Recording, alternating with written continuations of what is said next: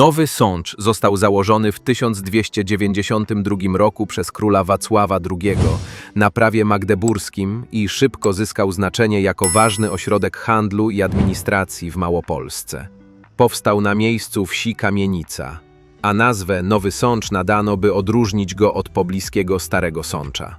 Jego strategiczne położenie nad Dunajcem, u zbiegu szlaków handlowych, sprzyjało rozwojowi rzemiosła, kupiectwa i kultury.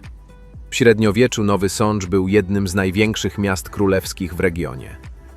W XIV wieku z rozkazu Kazimierza Wielkiego wzniesiono zamek królewski oraz mury obronne, które miały chronić miasto przed najazdami. To właśnie z tego okresu pochodzi wiele zabytków, które dziś można podziwiać spacerując po centrum, jak Bazylika Świętej Małgorzaty czy fragmenty dawnych umocnień. W XIX wieku Nowy Sącz przeżywał kolejny rozkwit. Powstały liczne kamienice, ratusz, szkoły i linie kolejowe, czyniąc z miasta jeden z ważniejszych punktów na mapie Galicji. Burzliwa historia XX wieku, zwłaszcza czasy II wojny światowej, zostawiła również bolesne ślady, między innymi w postaci zniszczonej społeczności żydowskiej, która przed wojną stanowiła znaczną część mieszkańców. Dziś Nowy Sącz to miasto łączące szacunek do przeszłości z dynamicznym rozwojem. Jego dziedzictwo widoczne jest na każdym kroku, od zabytków przez muzea, po lokalne tradycje i festiwale.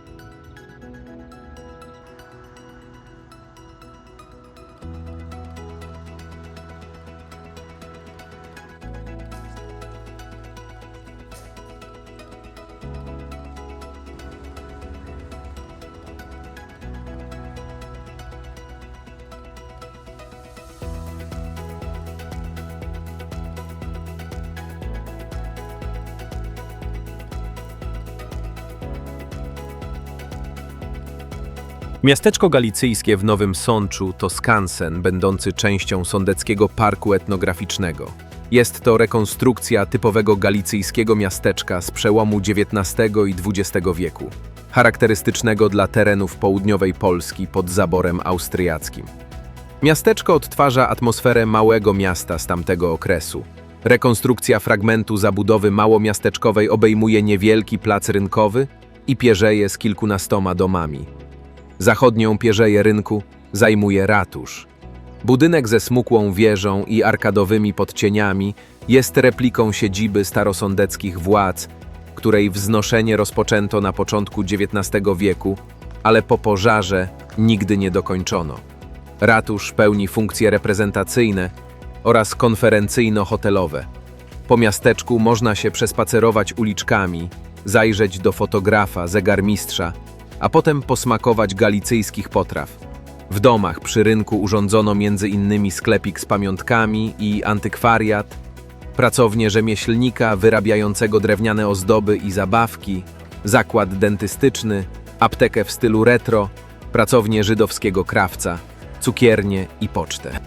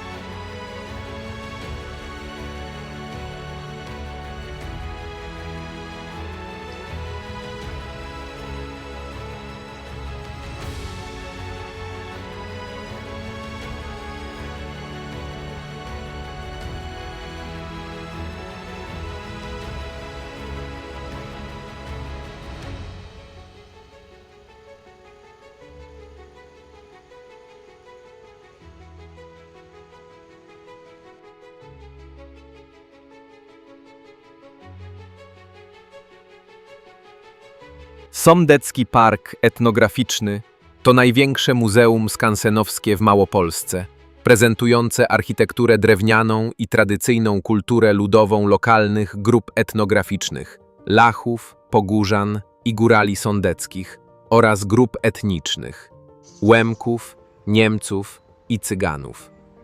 Na powierzchni 20 hektarów znajduje się kilkadziesiąt budynków, między innymi zagrody chłopskie, XVII-wieczny dwór szlachecki z unikalną polichromią we wnętrzach, folwark dworski oraz XVIII-wieczne świątynie, kościół rzymskokatolicki, cerkiew grecko-katolicka i kościół protestancki.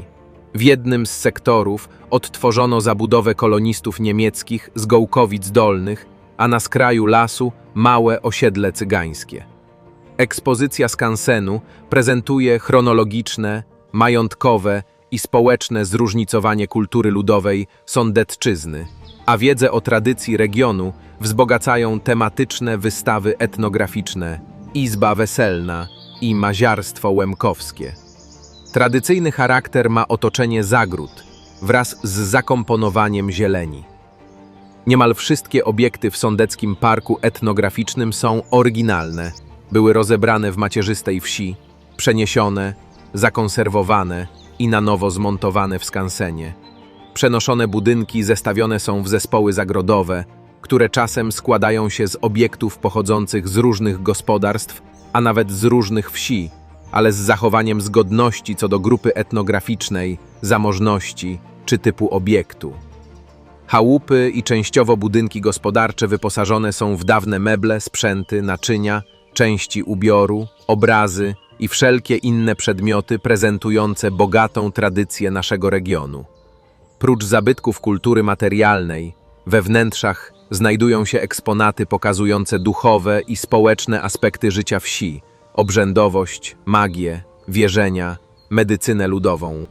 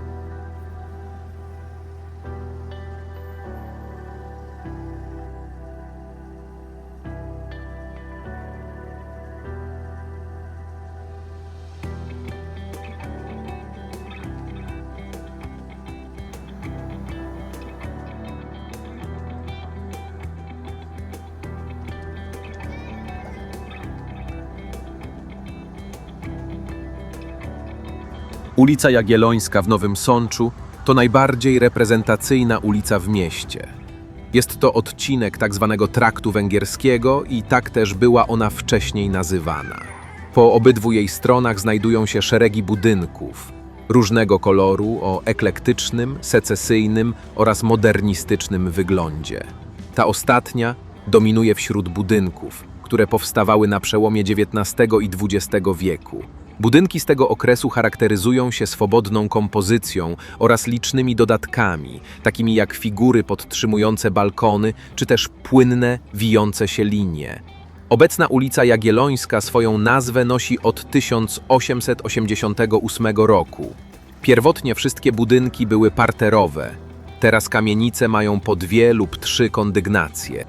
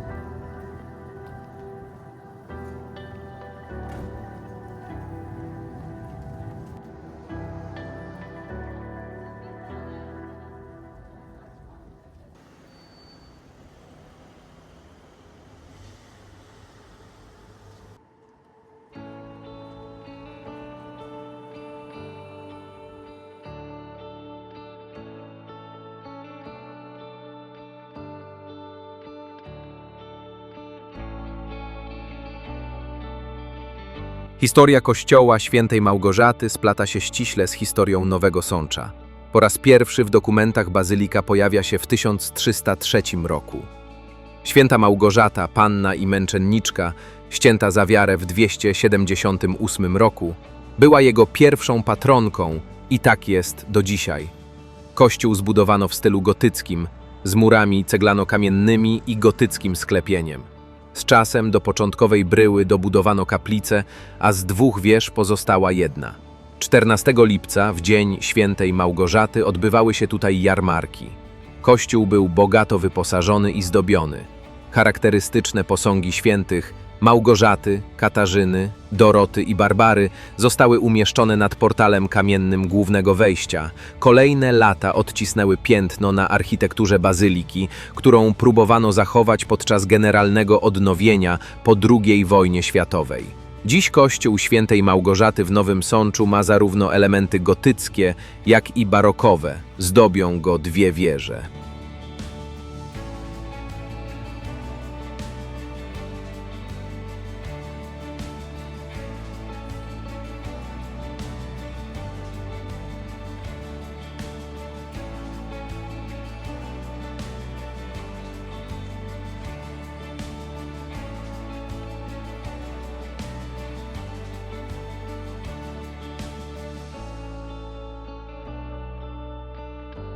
Dominującym elementem rynku jest ratusz, neorenesansowa budowla z końca XIX wieku, zaprojektowana przez znanego architekta Jana Perosia.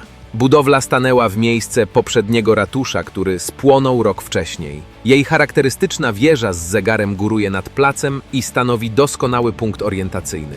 Elewacja ratusza ozdobiona jest detalami architektonicznymi, które zmieniają swój charakter w zależności od pory dnia. Obecnie trwa remont ratusza, który rozpoczął się w maju 2024 roku. Koniec remontu nastąpi prawdopodobnie na wiosnę 2026 roku.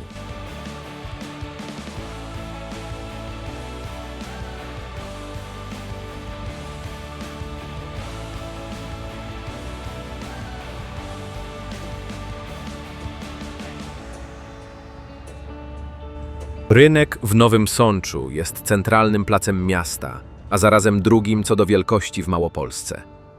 Jego powierzchnia wynosi prawie 20 000 metrów kwadratowych.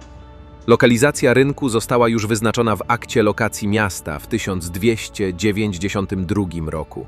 Od tamtej pory do dnia dzisiejszego cały czas tworzy układ szachownicowy z dochodzącymi do niego ulicami oraz zabudowaniami. Pierwsze zabudowania to drewniane domy, w późniejszym czasie zastępowane kamiennymi i ceglanymi. Wygląd rynku ulegał zmianom pod wpływem pożarów i dlatego też stara architektura renesansowa całkowicie zniknęła z otoczenia placu.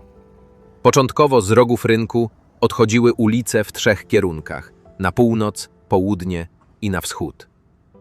Ulice w zachodnim kierunku kończyły się przy Dunajcu. Kamienic na rynku jest obecnie dokładnie 30 poza ratuszem. Większość z nich powstała w XVIII i XIX wieku.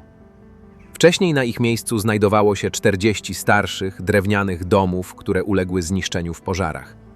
Wszystkie były piętrowe, na parterze znajdowały się sklepy, składy towarów, szynki. Piętra przeznaczone były dla mieszkańców, którzy posiadali izby, komnaty, komnatki, świetlice, komory, komórki, izdebki czy sienie.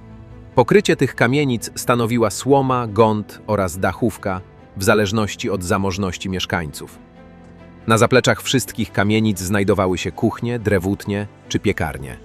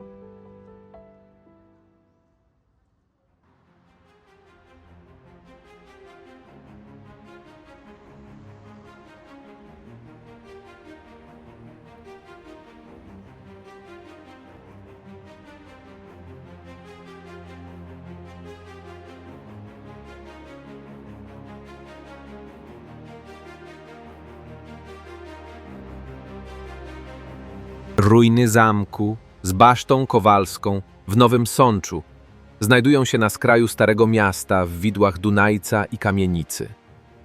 Zamek został wzniesiony w XIV wieku z inicjatywy króla Kazimierza Wielkiego.